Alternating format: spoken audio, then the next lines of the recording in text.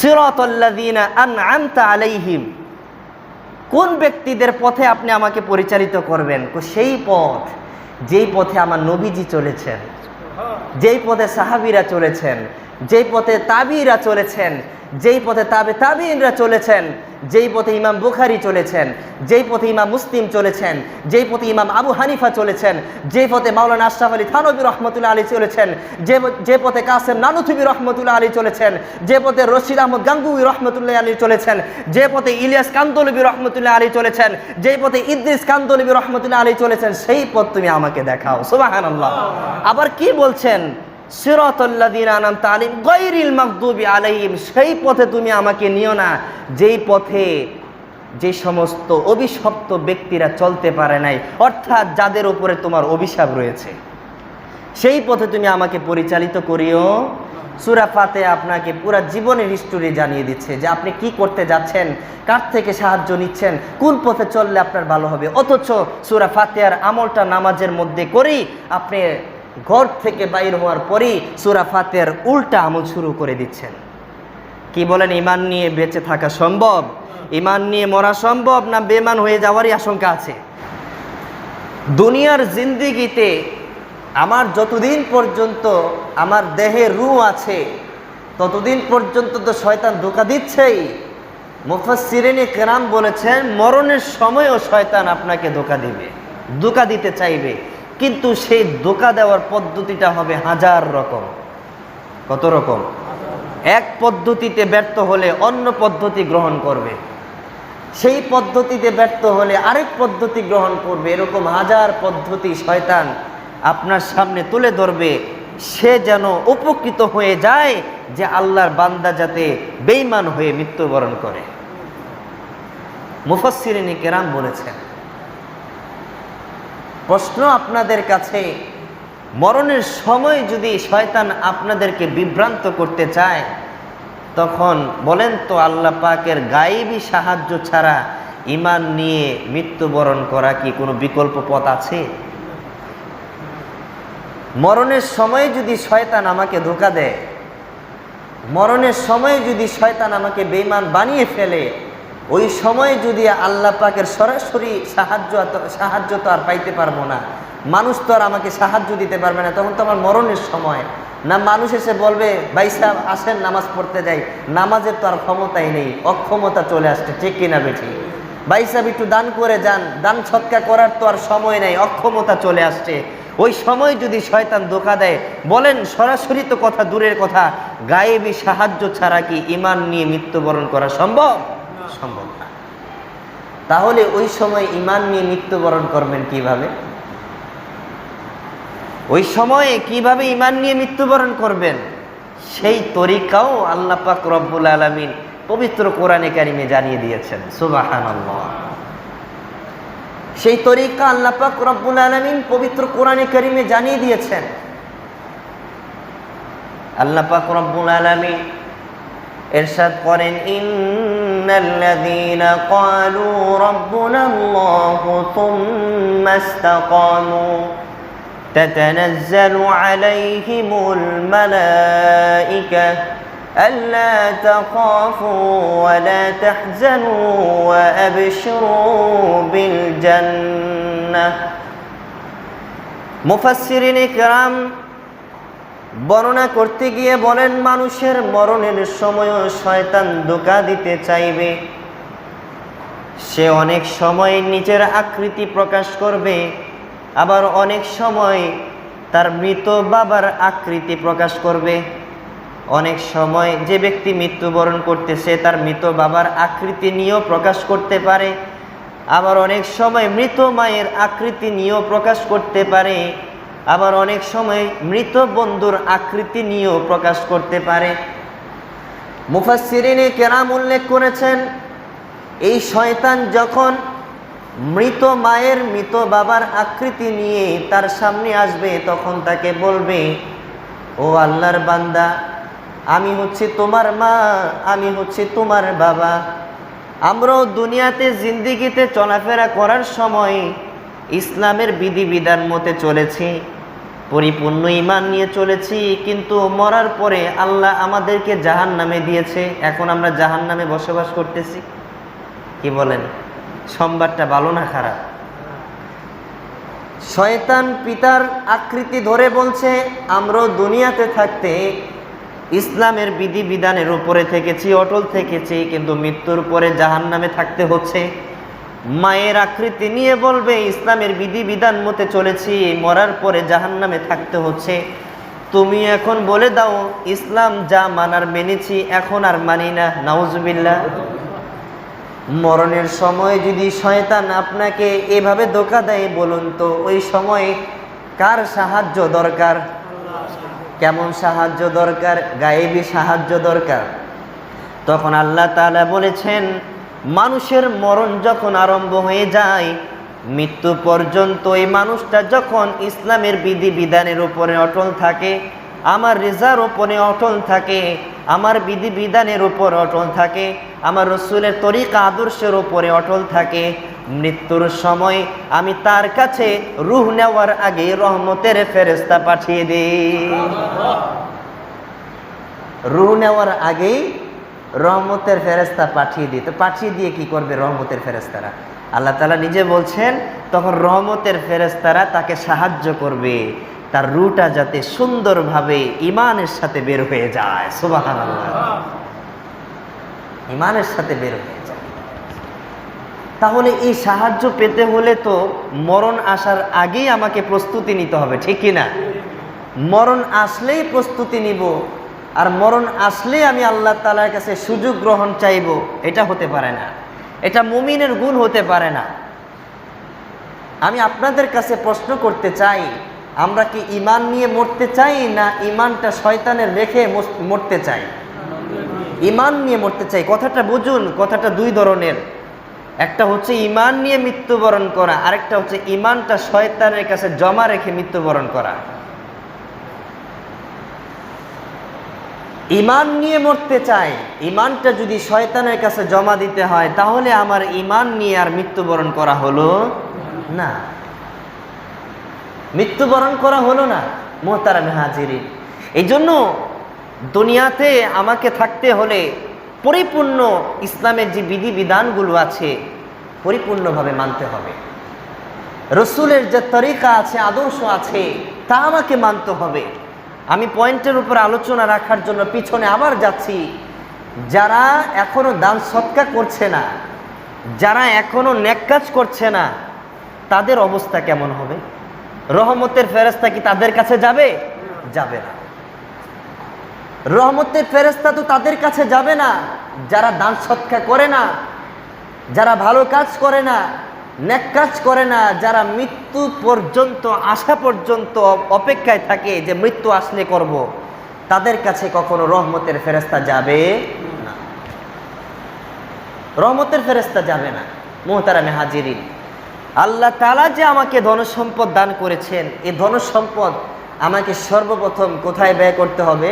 সংসারে। তারপর মাদ্রাসা, তারপর মসজিদ, বিভিন্ন আরো যত ধর্মীয় কাজ আছে সেখানে ব্যবস্থা করতে হবে। কিন্তু যে মানুষটা তার সংসারের ভরণ পোষণের দায়িত্ব পরিপূর্ণ ব্যবস্থা করে নিয়েছে, বিবির দায়িত্ব ব্যবস্থা নিয়েছে, সন্তানদের দায়িত্ব ব্যবস্থা নিয়েছে, ওই মানুষটার এখন ব্যবস্থা নিতে হবে কি? মসজিদের কাজে, মাদ্রাসার কাজে, বিভিন্ন ধর্মীয় কাজে। মুফাসসিরিনে কেরাম বলেছেন, যে এলাকাতে মসজিদ নাই, ওই এলাকার সমস্ত মুসলমানদের জন্য দায়িত্ব, কর্তব্য হয়ে যায় একটা মসজিদ নির্মাণ করা।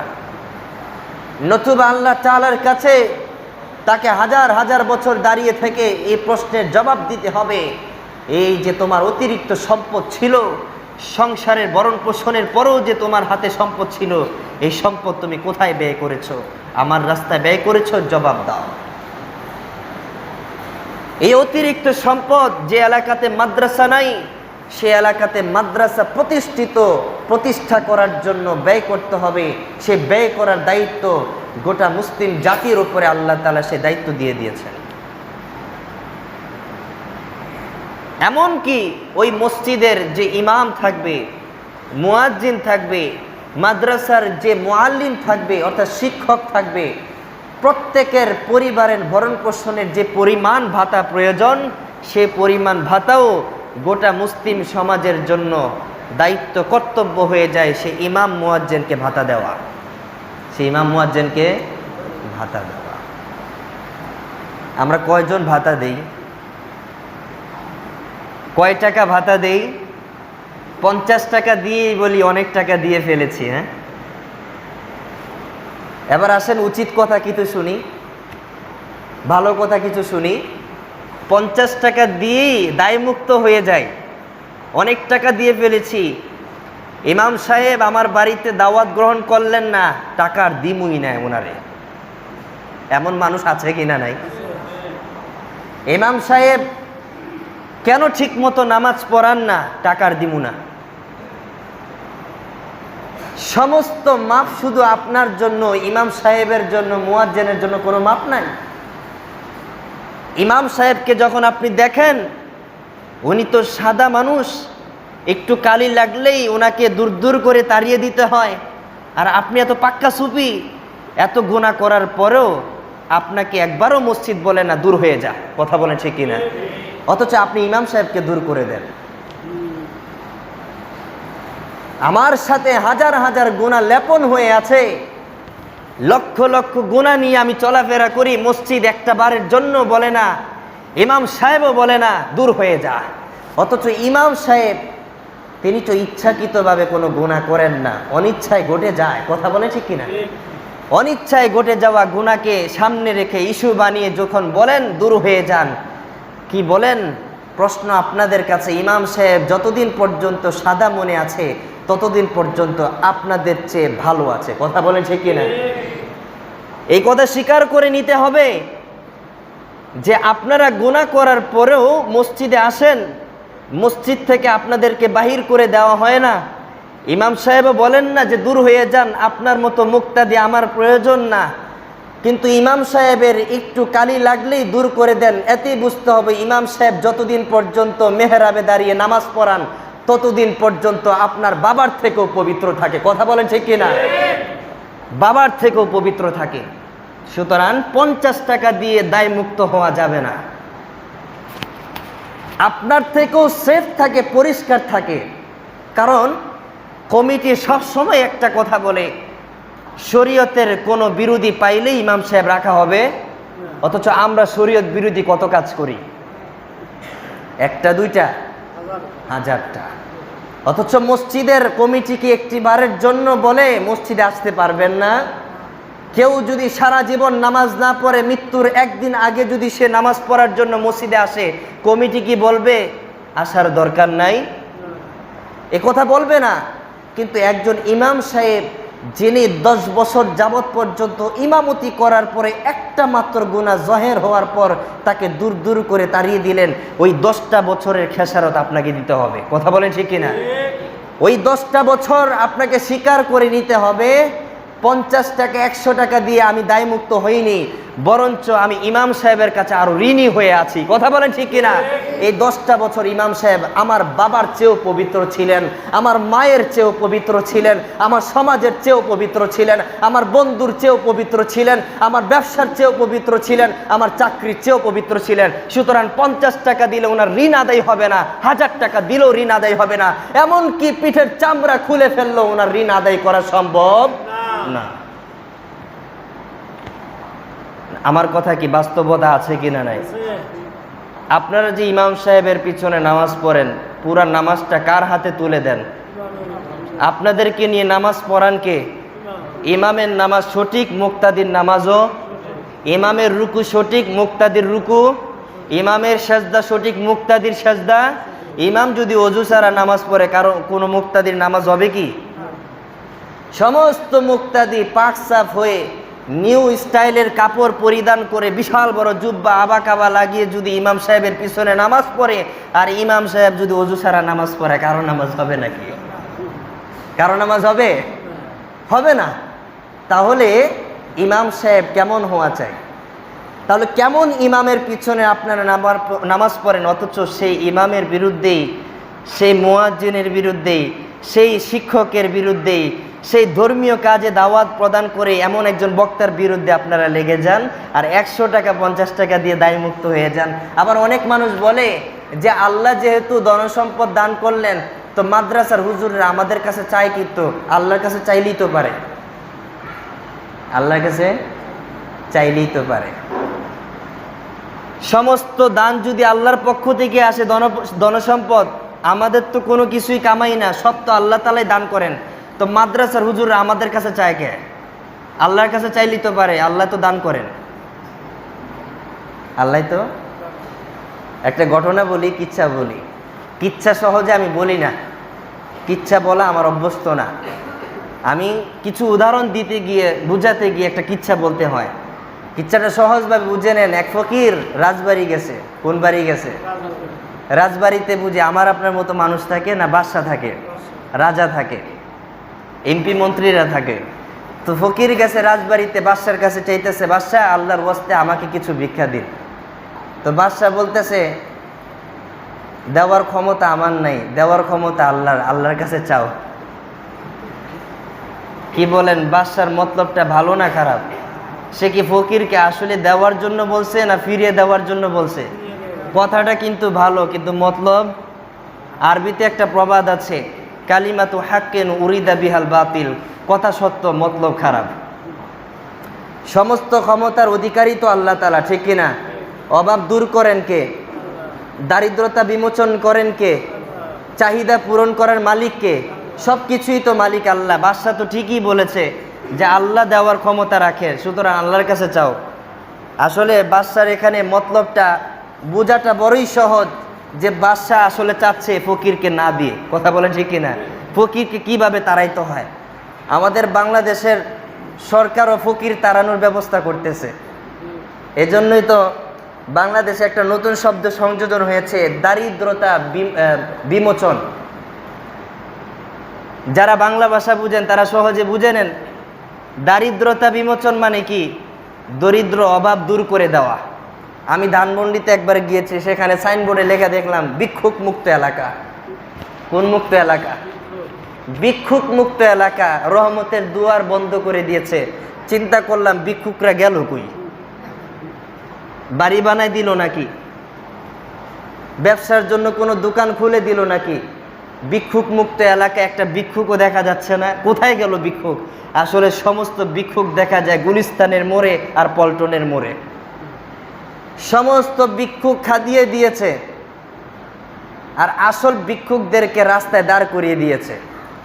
কথাটা বুঝেন নাই? কথাটা বুঝেন নাই? কৌশলে বলে দিলাম, আসল ভিক্ষুকদেরকে রাস্তায় দাঁড় করিয়ে দিয়েছে, আর যেই ভিক্ষুকদেরকে দিলেই সওয়াব হয় সে সমস্ত ভিক্ষুকদেরকে দূরে সরিয়ে দিয়েছে। আসল ভিক্ষুক বুঝেন নাই? হ্যাঁ, ওই যে গাড়ি থামাইয়া, ভাই সাহেব দেন গাড়ি ছাড়বো পরে। পৃথিবীর আমার কাছে জঘন্যতম নিকৃষ্ট ভিক্ষুক হচ্ছে তারা, যারা জনগণের টাকায় বেতন পাওয়ার পরেও অতিরিক্ত সম্পদ জনগণ থেকে কামাই করে। কথা বলেন ঠিক কিনা? আমি এদেরকে দুই দিকে নাম দিয়েছি, একটা ভিক্ষুক আর একটা সুদখোর। কারণ ন্যায্য এবং উপযুক্ত বেতন ভাতা পাওয়ার পরেও অতিরিক্ত যা গ্রহণ করে তাই তো সুদ। কথা বলেন ঠিক কিনা? অতিরিক্ত যা পাবে তাই তো ঘুষ। আর যদি বলেন না এটা সুদ ঘুষ না, তাহলে আমি বলবো তারা পৃথিবীর সর্বশ্রেষ্ঠ ভিক্ষুক। কথা বলেন ঠিক কিনা? বেতন পাওয়ার পরেও ভিক্ষা করার জন্য রাস্তায় দাঁড়িয়ে থাকে, আর আসল ভিক্ষুকদেরকে দূরে সরিয়ে দিয়েছে। যে কথা বলতেছিলাম, অনেক কথা বলতে গিয়ে কথাগুলো সামনে এসে যায়। দারিদ্রতা বিমোচনকারী একমাত্র কে?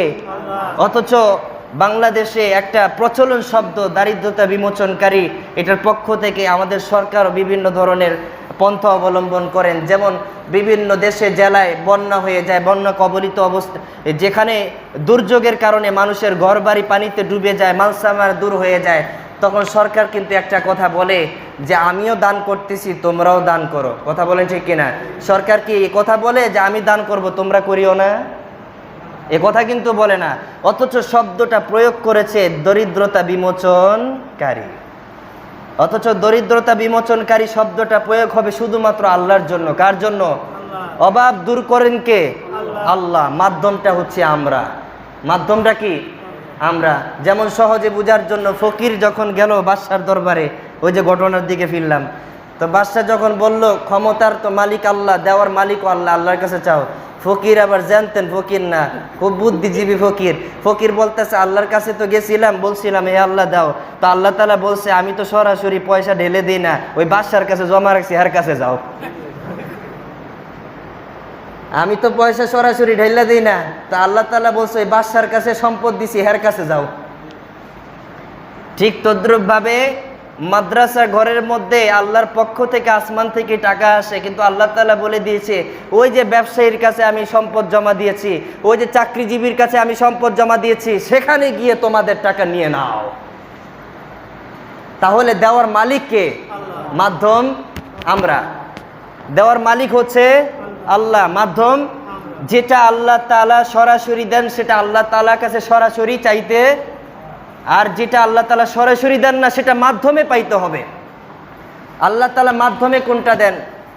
যেমন একজন মহিলার ঘরে একটা সন্তান জন্মগ্রহণ করলো, কি বলেন, সন্তান জন্মগ্রহণ করার পরে কি পোলাও কুরমা খাওয়া শুরু করবে নাকি? প্রথমে সে দুধ খাবে। এখন দুধ খাইতে যাবে, সে কি মাকে বলতে হবে মা আমাকে দুধ দাও? সে যখন কান্নাকাটি করবে, মা সহজেই বুঝে যায় আমার সন্তানের দুধের প্রয়োজন, তখন মা অনায়াসে সন্তানকে বুকের দুধ তার জন্য খুলে দেয়। বলেন তো এই সন্তানটা না চাইতেই যে মা কান্নাকাটির মাধ্যমে বুঝতে পারলেন সন্তানের দুধ দরকার, অথচ তার খাবারের মালিক, খাবার দেওয়ার মালিকটা কে ছিল? আল্লাহ, কিন্তু মাধ্যমটা রেখেছেন মায়ের মাধ্যমে। কথা বলেন ঠিক কিনা? আরেকটা উদাহরণ দেই সহজে বুঝেন, সেটা হচ্ছে একজন মানুষ বিয়ে করতে পারতেছে না। কি করতে পারতেছে না? মানে আল্লাহর কাছে দোয়া করতে, আল্লাহ তুমি আমার বিয়ে করাই দাও। কি বলেন, আল্লাহ বিয়ে করাই দিবে? আল্লাহ তাআলা তো এই কথা বলছেন যে বিয়ে করানোর দায়িত্ব আমার না, আমি বিয়ে করানোর মাধ্যম দিয়ে দিয়েছি। তোমার বাবাকে বলো মেয়ে দেখে তোমাকে বিয়ে দিয়ে দিবে, মাধ্যমটা তোমার বাবা। কথা বলেন ঠিক কিনা? তার মাধ্যমে পরামর্শ করে একজন মেয়ের ব্যবস্থা করো। আল্লাহ তাআলা বিয়ে করাই দিবেন না, কারণ আল্লাহ তাআলা যা কিছু দেন অনেক কিছু মাধ্যমের মধ্যে দেন, কিন্তু আল্লাহ তাআলা অনেক বিষয় আছে সরাসরি দেন, সেটা হলো সন্তান। সেটা কি? সন্তান। হে আল্লাহ তুমি আমাকে সন্তান দান করো, হে আল্লাহ তুমি আমার জমিনে ফসল দাও, এগুলো সরাসরি চাওয়া।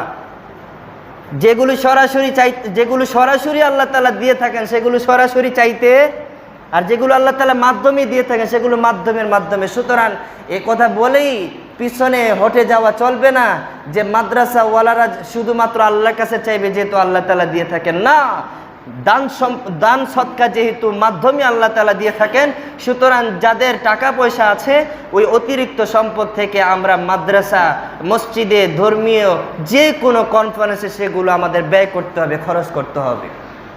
মোহতারামে হাজিরিন, যে কথা বলতেছিলাম, মানুষের মৃত্যুর আগেই এই সমস্ত ভালো কাজগুলো করতে হবে। আমার টপিকে চলে যাচ্ছি। মানুষের মৃত্যুর আগেই ভালো কাজগুলো করতে হবে। মানুষের যখন মৃত্যু চলে আসে, শয়তান যখন তার মৃত মায়ের আকৃতি নিয়ে আসে, মৃত বাবার আকৃতি নিয়ে আসে যে আমরা তো ইসলাম মেনেই জাহান্নামী হয়েছি, তুমি এখন বলে দাও যে আমি ইসলাম যা মানার মানছি, এখন আর ইসলাম মানি না, নাউজুবিল্লাহ। তখন কিন্তু আল্লাহ পাকের গায়েবী সাহায্য ছাড়া আর কোনো উপায় নাই যে ঈমান নিয়ে আমি মৃত্যুবরণ করব। আল্লাহ তাআলা সেই কথাই বলে দিয়েছেন পবিত্র কোরআনে কারিমে, বলছেন ইন্নাল্লাযীনা ক্বালু রাব্বুনাল্লাহু সুম্মা ইসতাকামু। আল্লাহ তাআলা বলেছেন যারা মৃত্যুর সময় আফসোস করতে চায় না, যারা মৃত্যুর সময় ভয়ে থাকতে চায় না, যারা মৃত্যুর সময় মালাকুল মাউতের সাথে জাহান্নামের ফেরেশতাদেরকে দেখতে চায় না, যারা মৃত্যুর সময় ভয়ে থাকতে চায় না, তারা যদি মৃত্যুর সময় রহমতের ফেরেশতা কামনা করে, তারা যদি মৃত্যুর সময় ঈমানের কামনা করে, তাহলে তাদেরকে বলে দাও, রসুলকে জানিয়ে দিলেন, রসুল আপনি তাদেরকে বলে দিন তারা যাতে মৃত্যু পর্যন্ত আল্লাহ তাআলার প্রত্যেকটা ইসলামের বিধিবিধানের উপরে অটল থাকে। কিসের উপরে অটল? ইসলামের বিধিবিধানের উপরে অটল থাকে, হকের উপর অটল থাকে, রসুলের সুন্নত আদর্শের উপর অটল থাকে, আল্লাহ তাআলার বন্দিগির উপরে অটল থাকে। একজন মানুষ হারাম কাজ করছে, তার কাছে কি রহমতের ফেরেশতা যাবে? কোন ব্যক্তির কাছে যাবে? যে ব্যক্তি হালাল কাজ করে, হালাল উপার্জন করে, যে ব্যক্তি হালাল কামাই করে, হালাল পথে চলে, হারাম থেকে নিজেকে বিরত রাখে, নিজেকেও রাখে, পরিবারকেও রাখে, সেই ব্যক্তির কাছেই আল্লাহ তাআলা রহমতের ফেরেশতা পাঠাবেন। আমার কথা না, আল্লাহ তাআলা নিজেই কোরআনে কারিমে বলছে। আল্লাহ তাআলা বলছে যে মরণের আগ পর্যন্ত, মৃত্যু পর্যন্ত যে মানুষ ইসলামের বিধিবিধানের উপরে টিকে থাকবে, অটল থাকবে, যে মানুষ রসুলের সুন্নাত এবং আদর্শের উপরে অটল থাকবে, এই মানুষের মৃত্যুর সময় আমি আল্লাহ তাআলার রহমতের ফেরেশতা পাঠিয়ে দিই।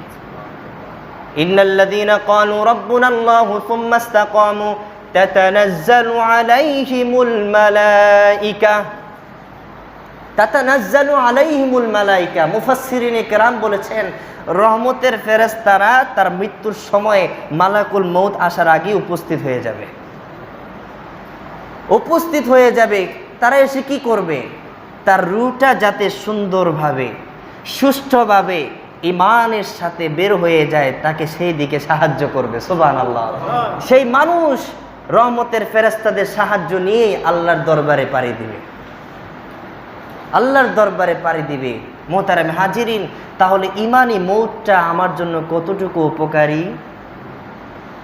ঈমানি মউতটা, মুমিন হয়ে মৃত্যুবরণ করাটা আমার জন্য কতটুকু লাভ, কতটুকু ফায়দা? মোহতারামে হাজিরিন, এই কথা যদি আমি চিন্তা করি, আমার তো সারা রাত চলে যাবে। দিনের বেলায় যদি আমি আলোচনা করি, সারা দিন পার হয়ে যাবে। অথচ আমি একটি বারের জন্য ভাবি না যে আমি কোন পথে অগ্রসর হচ্ছি, এই পথ কি আমার জন্য নাজাতের কোনো ব্যবস্থা রেখেছে কিনা, নাজাতের কোনো ব্যবস্থা রেখেছে কিনা। হাদিস শরীফের মধ্যে তো এই কথাই বলছেন, আকসিরু আকসিরু, তোমরা বেশি বেশি স্মরণ করো হাদিমিল মাউত, সেই মৌতকে, যে মৌত মৃত্যু, যে মৃত্যু মৌত হওয়ার কারণে তোমার পৃথিবীর সমস্ত সুখ শান্তি, বুক বিলাসিতা শেষ করে দেয়। যে মৌত, যে মৃত্যু তোমার জীবনের সমস্ত সুখ শান্তি, তোমার জীবনের সমস্ত বুক বিলাসিতা, তোমার জীবনের সমস্ত রং তামাশা বন্ধ করে দেয়, সে মৃত্যুটাকে তুমি বেশি বেশি স্মরণ করো, বেশি বেশি স্মরণ করো। এই গায়েবী সাহায্য শুধুমাত্র মুমিনরাই পাবে, এই গায়েবী সাহায্য শুধুমাত্র মুমিনরাই পাবে, বেঈমানরা পাবে না। কিতাবের মধ্যে উল্লেখ আছে, যখন এই মানুষটা ঈমানের উপরে থেকে মৃত্যুবরণ করবে, মরণের সময় ওই যে শয়তান তার মৃত মায়ের আকৃতি নিয়ে এসেছে, ওই যে শয়তান তার মৃত বাবার আকৃতি নিয়ে এসেছে, ওই মুমিন মানুষটা মৃত্যুর সময় কোন ফেরেশতা, কে শয়তান, তা দেখেই চিনে ফেলবে। সুবহানাল্লাহ। ওই মৃত মানুষটা যে মৃত্যুবরণ করবে, তার মৃত্যুর সময় সে যদি ঈমান নিয়ে মৃত্যুবরণ করতে পারে, ঈমানের উপরে অবিচল থাকে, সুন্নতের উপরে, আদর্শের উপরে, হকের উপরে, বন্দিগির উপরে যদি সে অটল থাকে, রাসূল আকরাম সাল্লাল্লাহু আলাইহি সাল্লাম বলেছেন মৃত্যুর সময় সে দেখতে পারবে এবং চিনতে পারবে কে শয়তান আর কে ফেরেশতা। সুবহানাল্লাহ বলতেন না? সে দেখতে পারবে। শয়তান যদি মায়ের আকৃতি ধারণ করে বলে যে আমি তোর মা, ইসলামের উপরে থেকেই আমার জাহান্নামী হয়েছে, ওই ব্যক্তি বলবে তোকে আমি গ্রহণ করব না, তোকে আমি ভালোভাবে চিনিছি, তুই আসলে আমার মা না, তুই শয়তান। সুবহানাল্লাহ। চিনে ফেলবে। তাফসীরের কিতাবের মধ্যে এই কথা এসেছে, যে ব্যক্তি ঈমান নিয়ে মরতে পারবে, তার মৃত্যুর সময় সে চিনতে পারবে কারা রহমতের ফেরেশতা আর কারা শয়তান, কে আমাকে ধোঁকা দিচ্ছে আর কে আমার ভালো চাচ্ছে, কে আমাকে শান্তির পথ, মুক্তির পথ, নাজাতের পথ দেখাচ্ছে, কে আমাকে জাহান্নামের পথ, আবদ্ধ থাকার পথ দেখাচ্ছে। মুমিন মানুষটা চিনতে পারবে। তাহলে আমরা কেমন জীবন চাই ভাই? যে জীবনটা একমাত্র আল্লাহ তাআলার কাছেই কবুল হয়, মাকবুল হয়, সে জীবনটি আমার দরকার। সে জীবনের নাম হচ্ছে সিরাতে মুস্তাকিম। সে জীবনের নাম কি ভাই?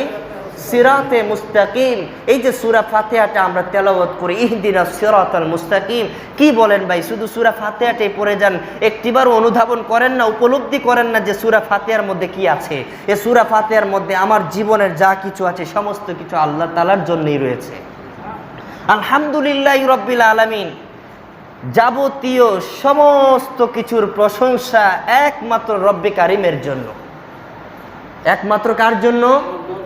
আর রহিম আর রহমান, যিনি চিরদয়াশীল, দয়াপ্রবণ, যিনি দয়া দেখান তিনাকে বলা হয় দয়ালু। যিনি চিরদয়াশীল, দয়ালু, রহমান, যিনি পালনকারী, রব্বে করিম। মালিক ইয়াউমিদ্দিন, দুনিয়ার জিন্দিগিতে বিচার দিবসের মালিক একজন থাকে, থাকে কি থাকে না? কিন্তু সারা পৃথিবীর সমস্ত কিছুর রাজত্বের মালিক এবং কিয়ামত দিবসের মালিক ও মালিক ইয়াউমিদ্দিন সে মহান আল্লাহ রাব্বুল আলামিন। আপনি কিন্তু সূরা ফাতিহার সমস্ত কিছু স্বীকার করে যাচ্ছেন। ইয়াকা নাবুদু ওয়া ইয়াকা নাস্তাইন, আমি মূর্তির ইবাদত করি না, উপাসনা করি না, আমি কোন মানুষের পায়ে পড়ে থাকি না।